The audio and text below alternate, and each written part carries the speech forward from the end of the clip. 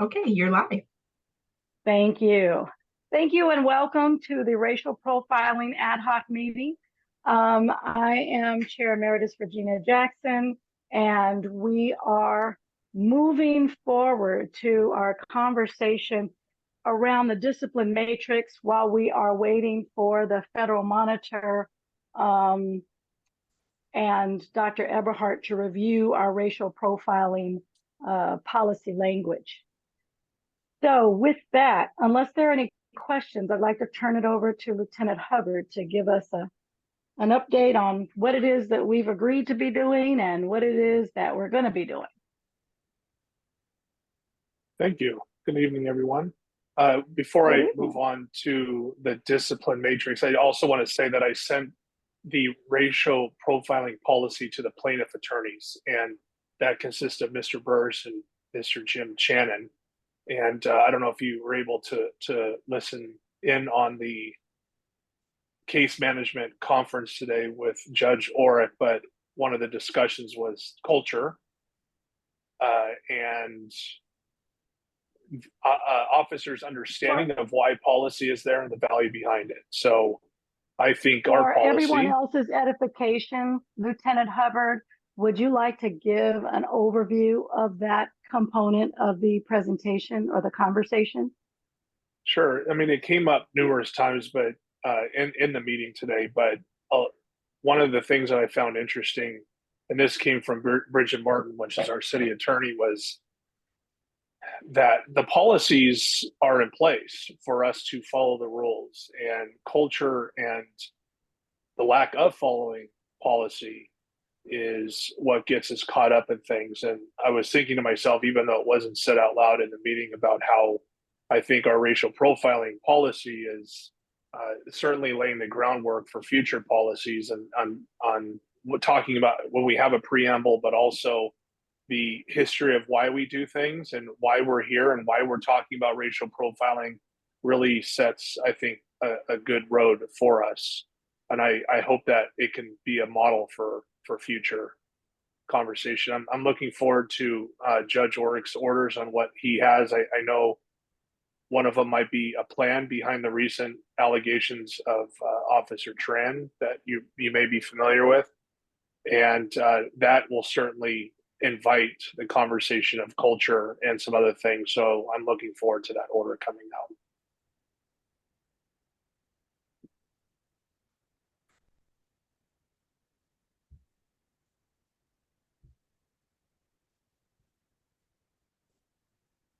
I believe you're still on mute. You're on mute. There you are.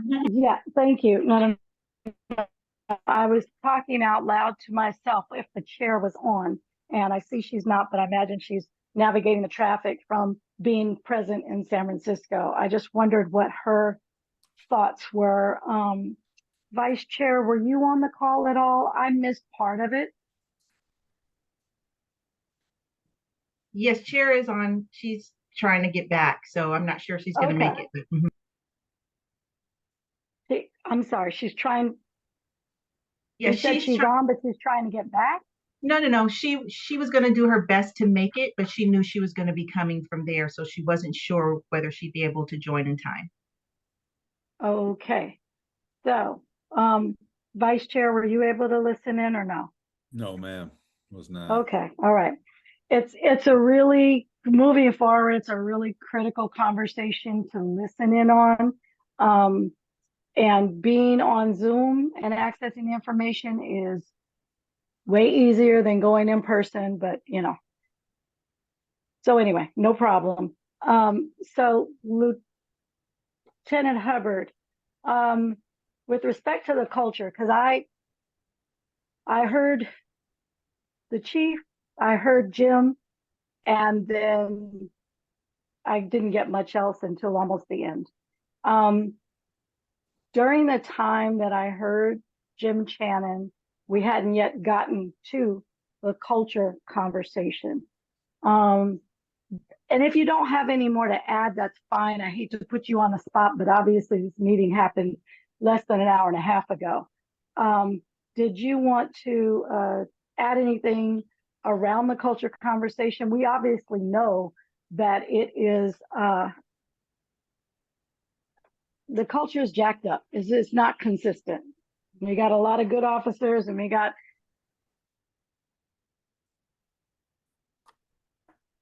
for everybody. Lieutenant? Sure. What's interesting about what was said, and this was said in the latter part of the meeting, was that the issues that we've dealt with recently wasn't coming from the officer level. It's coming from the supervisory and command level. And I know Deputy Chief Mendoza, who's now the Deputy Chief in charge of risk management, she is tackling this head on. And one of her big initiatives, speaking of culture and policy in general, is to put on board training sessions. And it's not just, hey, read this policy and understand it. It's have a comprehensive understanding of the history of the negotiated settlement agreement, our relations with our community, how we got here, why this policy is drafted, how to understand it, how to critically review it, how to think through it, who to talk to if you don't understand it. So we're beginning these small vignettes of training. We're having our first meeting tomorrow, actually, to talk about where we're going with this. But that was a big component of today.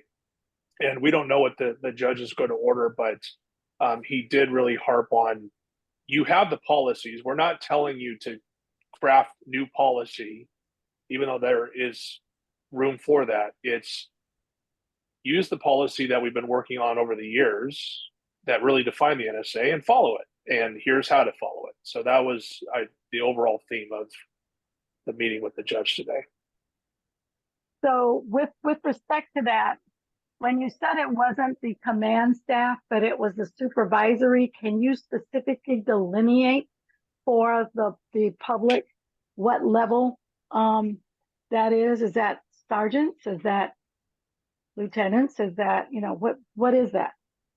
Certainly. Yeah. So in this case, it wasn't the officers, it was the supervisors and above, certainly at the executive's command. So it goes officer or professional staff member, and then there's a sergeant or civilian equivalent of that as a supervisor. And then the command level starts at lieutenant and works its way up. So if you listen in and you hear the chief references his or her executive command, those are the deputy chiefs and assistant chief. And then you have their senior command, which are the captains, and then middle management, which I am. Those are the lieutenants and managers. Yeah. Appreciate the delineation. These are terms that are not often in the glossary, but especially not just freely available to community. So thank you.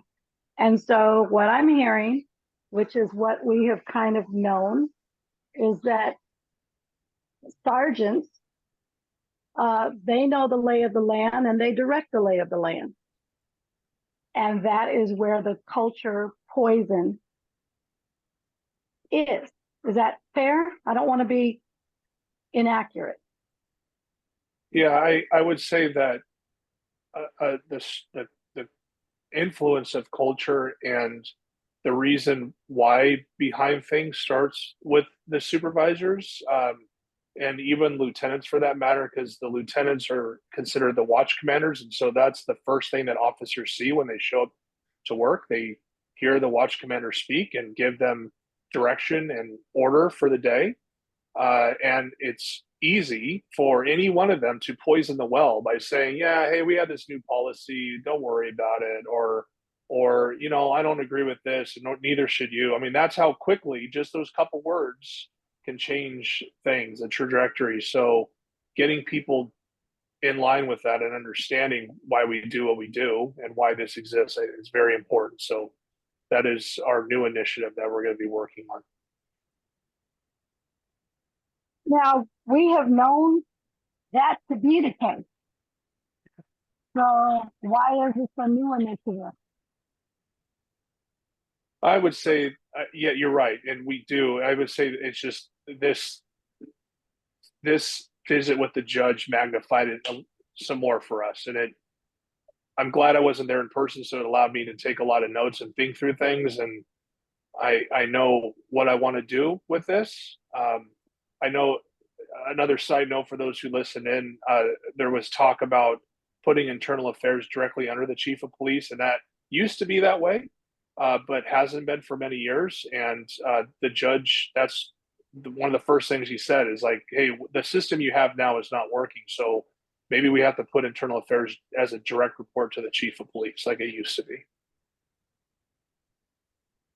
Yes, and was that, I mean, we will find out if that is his structural recommendation in addition to his plan. And do you know why it was moved from the chief? I don't know necessarily the specific why, but I know when it changed. When Chief Armstrong took over, he wanted to create a Bureau of Risk Management, and internal affairs naturally kind of fell under that bureau. So that's where it started. I will say I agree with, I understand why he made that decision, because the internal affairs, there's a lot of work that comes out of it, and for it to now fall under the chief of police directly, there's going to have to be some other changes for that to be effective. But I understand why he did that. Okay, so it's literally just one chief removed, so to speak.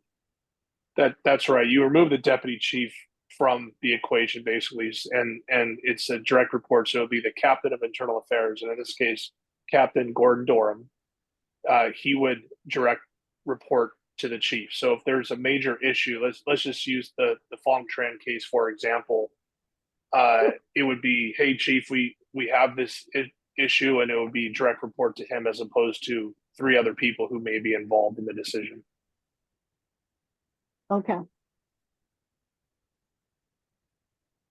And okay, are there any other questions about this conversation that Lieutenant Hubbard has been trying to kind of replay for us? Okay. And we gave the Federal Monitor until September 12th to give us feedback so that we could review it and see what we wanted to incorporate before we go to the commission to approve the policy. Is that correct? That is correct, and I'm very confident. They're always very timely, and I'm confident they'll get us in. And even if there's substantial changes, I'm very quick to make those, and I can get them to you electronically to weigh in on maybe their comments or suggestions they may have. Okay, and today is the 4th, so we should have their comments hopefully back, hopefully before our next meeting, which is the 18th. So yeah, they should definitely be in, but that means, shoot, maybe we can look at the appetite of the ad hoc to, once we get the comments, to review and maybe write in any changes, because in order to have the policy for vote, it needs to go into the agenda. Micah, can you help me with the date by the 9th? Not the 9th, excuse me. Sorry. The 12th for the 19th, or the 14th for the 19th? Yeah, so if we're going to have it for the 19th, we need to have it in by the 12th, 13th, because I need to post on the 16th. If we have it on the 26th, then it would have to be by the 13th, because I have to post by the 16th as well. By the 23rd, I'm sorry, by 23rd. Okay, so it sounds like we don't have to go on the 19th, because we have that next week. But the only difference is we would need to send it out to all our ad hoc members for their comments within like 48 hours of sending it to them. And that may be asking a lot, but you know, I just want to make sure that we are Sorry, guys, I'm sizzling and I'm sweating and, all of that. That we turn it around because we want to make sure that as comprehensive as our work together has been, it's kind of like the situation where the chief said past and we were like, no, we don't think it's in the past. So if there are any wording or even sentences that we don't agree with, then we take them out. But we'll get to that when we have it. So here's my suggestion, Lieutenant Hubbard. As soon as you get his feedback, you send it to the ad hoc members. Yeah, Can we agree to that? Okay. Yep, easy. Great. Okay, and then we will get feedback from them, but you and I will go over it and to make sure that we don't jack up Micah in terms of her timing. Sure, certainly. Okay. All right. So if we are all up to date as it relates to that, can we shift to the discipline matrix? I know that you mentioned that DC Mendoza would want to be involved. And if she can't make this meeting, then we will have to, I don't know what people's appetite is to maybe have weekly meetings for the next 4 weeks so we get this stuff done. Tell me no. Otherwise, I would like to fast track because I'm feeling, it's already September 4th. And as far as I can tell, my last meeting is October 10th. And, I am not able to continue because I will have completed my second term. I've wanted to have this done. Now, granted, it's my want. If other people, are thinking, hey, we don't have to move that fast, I want to hear from you. What I wanted, I admire the fact that you want to get this done, and I see that you have a passion for it. I need to hear from you. Do you think we can get it done in 4 weeks? I don't have any question but that we can. And part of the reason is that the ad hoc members are, just steeped with integrity, and you all prioritize, giving time to it. And the work that we've done has been outstanding. Yeah. My concern, go ahead. Go ahead. Can we finish the discipline matrix in 4 weeks? I don't know for a fact, but in my mind, I'm saying this may be a 3-month job project. Well, then if we can't do it, let's get far enough down the road. Here's my issue, and I'm a ride and die with you. I'm a ride and die with you. You don't have to convince me. If you wanna do it, we just give it our best shot. Okay, I appreciate that vote of confidence. I do, and here's what's behind all of that angst. I'm rolling off. I'm the longest serving commissioner. Doesn't mean I know everything. But I have also agreed to get an IG selected and all these other things. But this discipline matrix has been hovering. It's actually been haunting me since I was chair. Now, I feel like we're going to have a lot of new people on board. We have no idea whether or not the mayor will appoint the 2 positions that we've been without for a year and a half. We have no idea if Marcia's going to be, if there's going to be any shift to the commission. Then we don't know with the elections if the recall will stand. I just recognize that the smooth sailing that we've been able to enjoy the last several months is going to be disrupted. It's, and you can't make it do what it can't do. Now, what I will commit to is that I can be a community member on the ad hoc, continuing to move it ahead. But Lieutenant Hubbard, what do you think? I love the optimism. I would say that if all right, so let me just start from the beginning, if you don't mind. Since we last met, I've been just talking to Chief Mendoza, for example, and she recommended that there should be more people involved in this, just so we can get it right, to include the city attorney's office and a member from the CPRA, along with the internal affairs captain and herself as the deputy chief. So it's going to grow, which may help our efforts just because you have more input and people who can move this along. But if you don't mind, Commissioner Jackson, I think I would like to write a plan that I can have done by tomorrow on what this would look like if we were going to aggressively get this done in an efficient manner, to include. So I'll give you an example.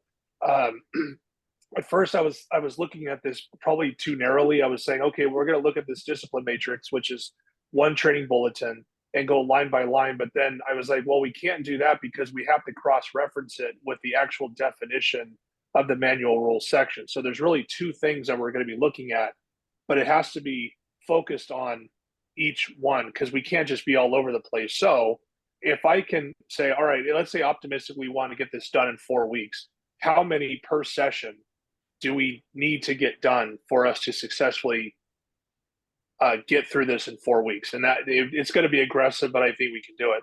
But also, I love yes, that we would plan. have, yeah, and we would have to meet weekly. Yes, and it might have to be a little bit longer than an hour and a half per session.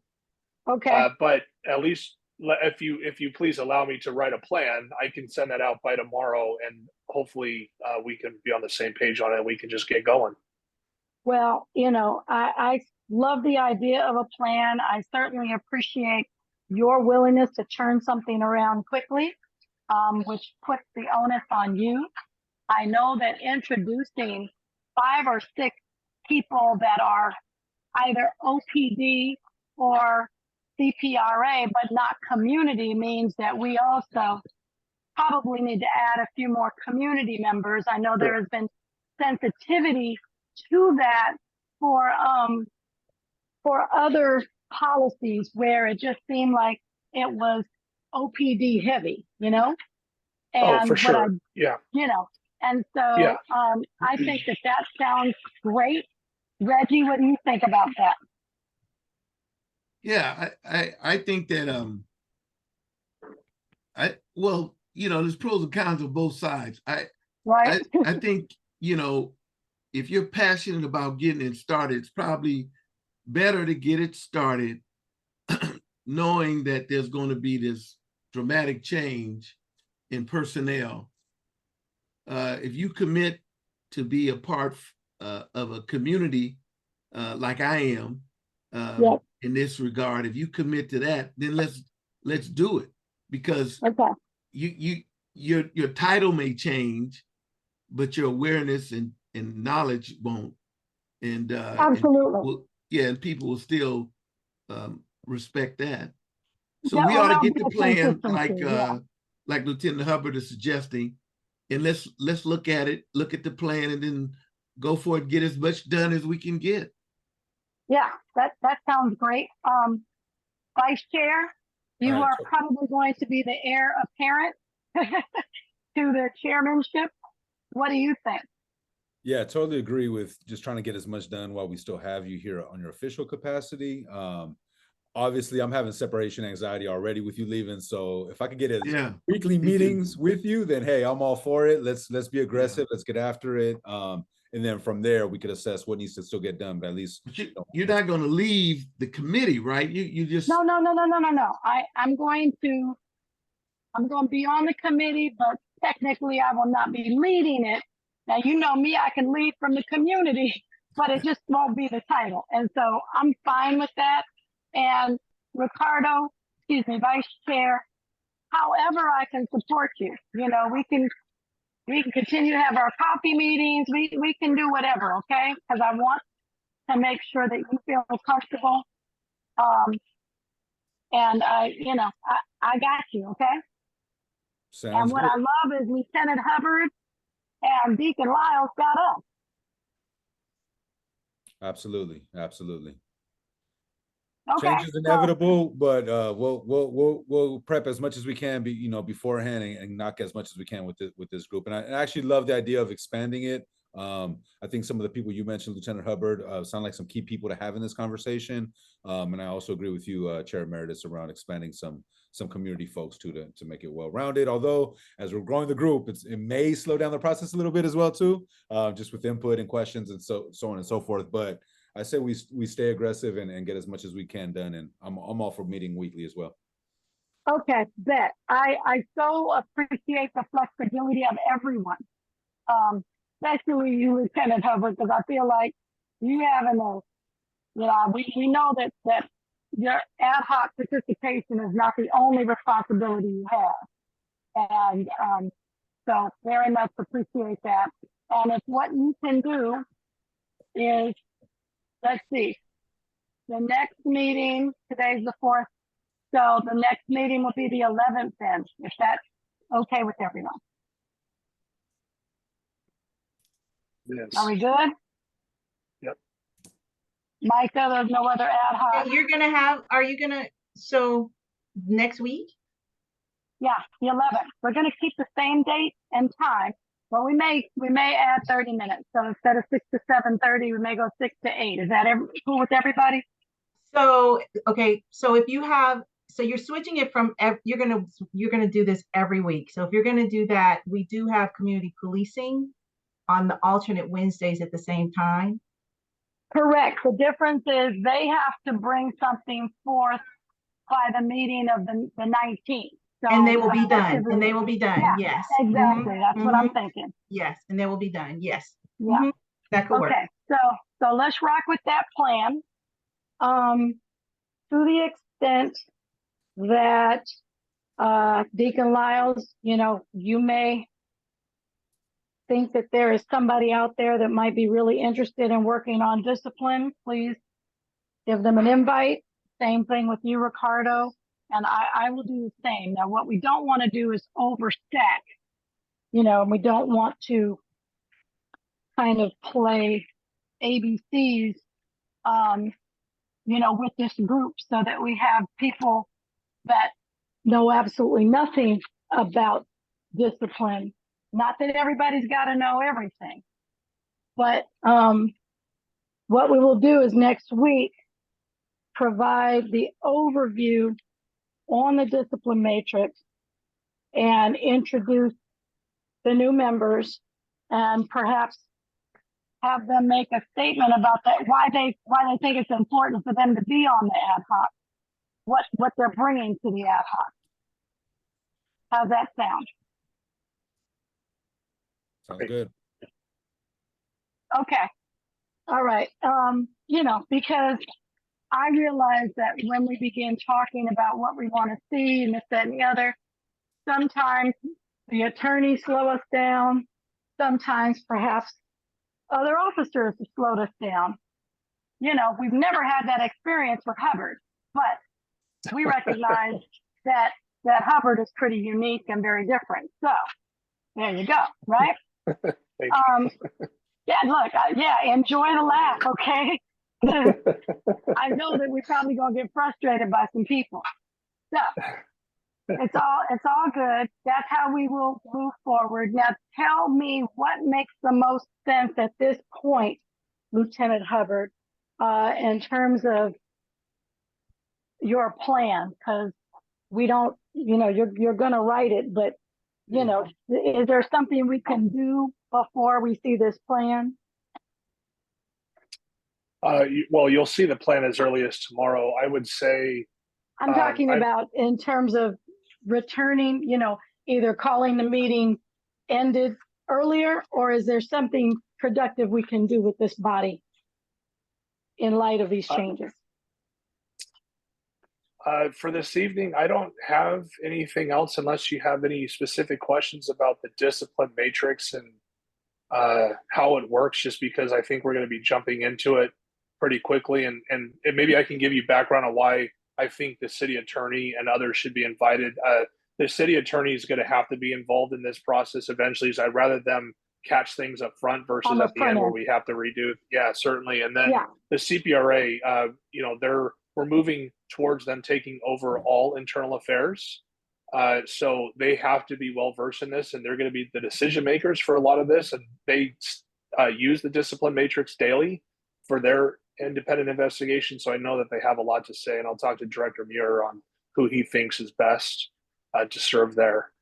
And Okay. of course, the Bureau of Risk Management, Chief Mendoza, Captain Dorm, they have just a lot of knowledge. And I know the question came up last time we met of what are the most common manual of rules that that we use that needs to be fixed. And I talked about just general conduct, but there's a lot of just outdated things here, like the use of telephones, for example. I mean, I haven't used a landline in quite some time. It's all cell phones. So there's a lot of things Right. that we can do just to clean up this. That language. Yeah. I want to Okay. raise my hand here. Go ahead, Reggie. I can't see you. I'm just throw this out just for consideration. I don't think we should start off with reforming all of the discipline matrix. What we ought to start off is with the worst case scenarios. Okay, extreme. I like Yeah, that. we ought to talk about the very things that that OPD ends up being in the newspaper about. Those Okay. things. And then, even before that, we ought to talk about the philosophy that we want to change.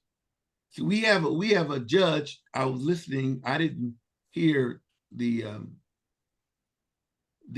court session today. Yeah. I need to listen to it.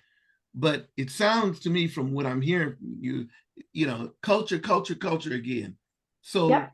And we have Orrick already saying in writing that the culture of OPD is not to discipline people, but to find ways to make people not to be held accountable. So we ought to talk about the philosophy of discipline. Discipline is not to be avoided. Discipline is to be embraced. It's to be a tool to encourage growth and development. To be disciplined or to be a disciplinarian is not to be an evil, a bad guy. You're not some slave overseer if you're a disciplinarian. Right. You are a keeper of ethics. You're a keeper of culture. You're a keeper of right behavior. And oftentimes too much is put on law enforcement in terms of right behavior, but we got to live with it. So the people who unfortunately want to avoid discipline, and I'm not criticizing them as an entity, it's their job, I guess, is police associations. Their job is to avoid any of their paying members to be held accountable for anything they do. I mean, a successful day for a police association or a unionist, somebody in a union that's trying to represent somebody who's up for discipline, is find a way to make sure they don't get held accountable. Right. That's how we got into the mess we're in now. People have to. So we ought to start off with a stern, well thought out stance on, if we want to make a dramatic change in OPD, they got to have a philosophical change on discipline. Discipline, I suggest, should be embraced.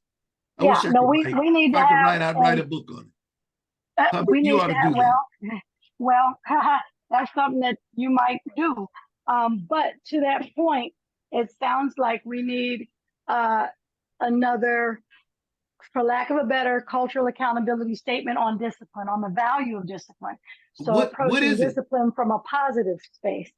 What is it? What has it been to OPD? What has it been to the community members? And what should it be?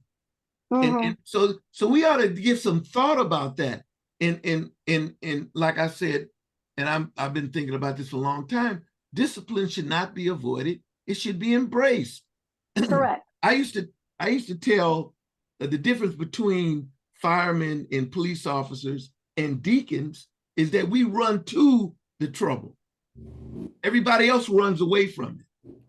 Firemen, police officers, and deacons in the church are supposed to run to the problem, not whitewash it. So if the problem is one of us, we should run to it, call it what it is. Right. Like James Baldwin said, we can't fix what we cannot face. No. That's absolutely correct. And we run to it like firefighters, right?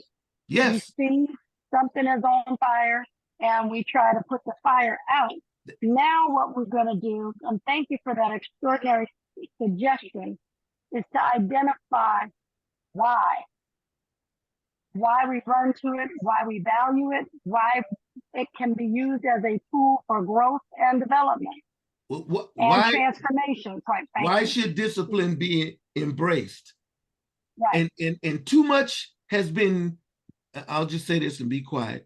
Too much has been shifted to the side of training. Yep. You can't train your way out of bad behavior. Nope. Bad behavior needs to be cut out, eliminated, if it cannot be transformed. Correct. And therein lies the problem. And this generation of law enforcement officers have come up under the umbrella of, look, if somebody's doing something bad, just send them to training. Well, right. It ain't changing their behavior. Right. Not at all. And truth be told, I don't know if there is a space for this, but you know, it often comes down to character.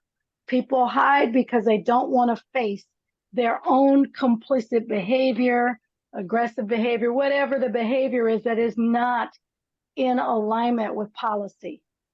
So, you know, I remember you said, Lieutenant Hubbard, that you had a questionnaire.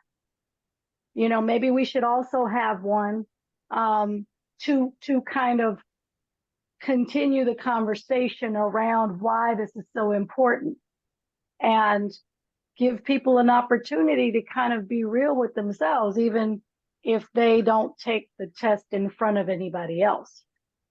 Because character, accountability, sustainability, all of it is the issue of integrity.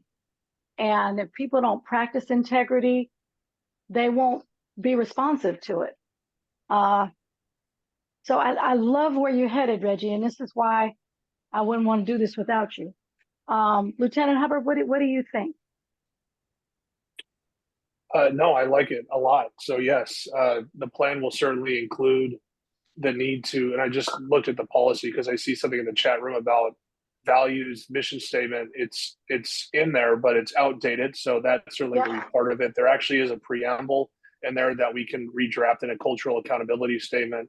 And then I like the idea of starting with the most severe ones. So in that case, it would be the class 1 violations. And we could get some out of the way, like truthfulness, for example. That's an automatic termination. You know, that to me is, there's really not much to talk about there. It's termination. We can move on. And maybe we could change the definition if we have to. But yeah, so I like that. And I think, you know, I think I'm also a little concerned. We always say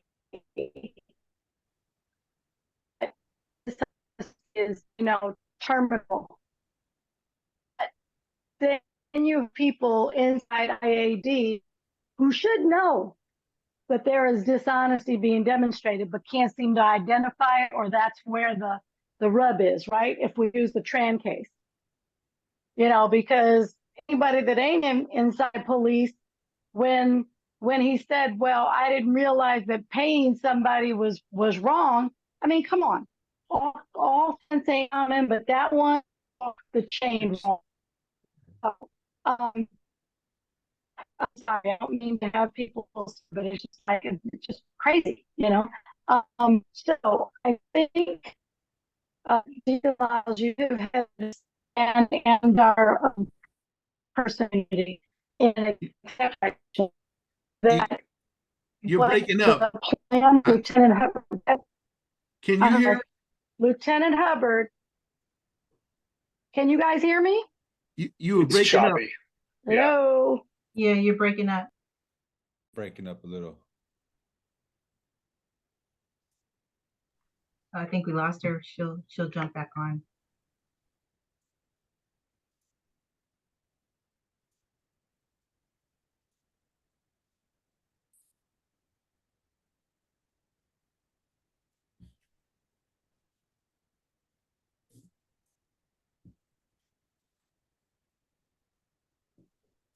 Okay, I'm back on. Can you I all don't hear think me? you ought to use your camera. Okay, I think you Great. ought to take your camera off. Yeah. okay. Turning it off. Woo, and stepping outside because I was baking. Sorry about that. I think that we have a great plan of action.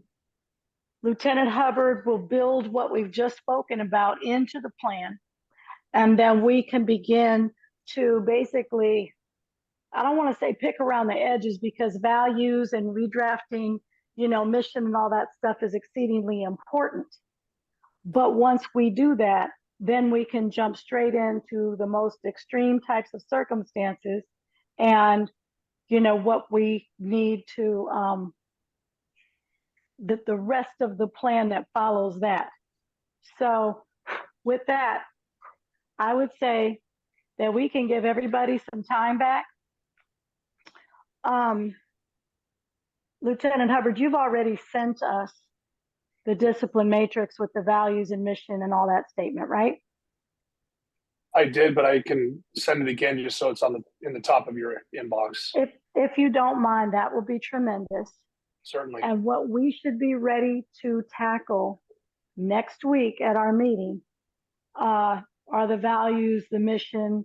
We know that the language needs to be cleaned up. We know that Lieutenant Hubbard is probably going to take the lead in helping to clean some of it up. But that's what we should be ready to tackle, as well as to discuss the plan that he has put together. Is everybody in agreement with that?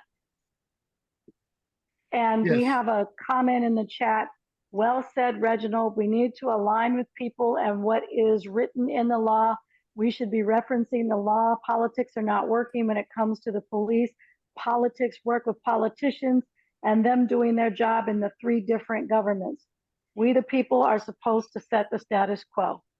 Thank you very much. I think that's Raquel. Thank you, Raquel. So unless there are any questions, I'm going to give you all your time back and recognize that we're going to have to get busy. No questions? Then we will call the end of this meeting at 6:48 with sincere appreciations to everyone. Thank you. Take care. Okay, Thank you, bye-bye. everyone. Thank you, Lieutenant Hubbard. Thank you.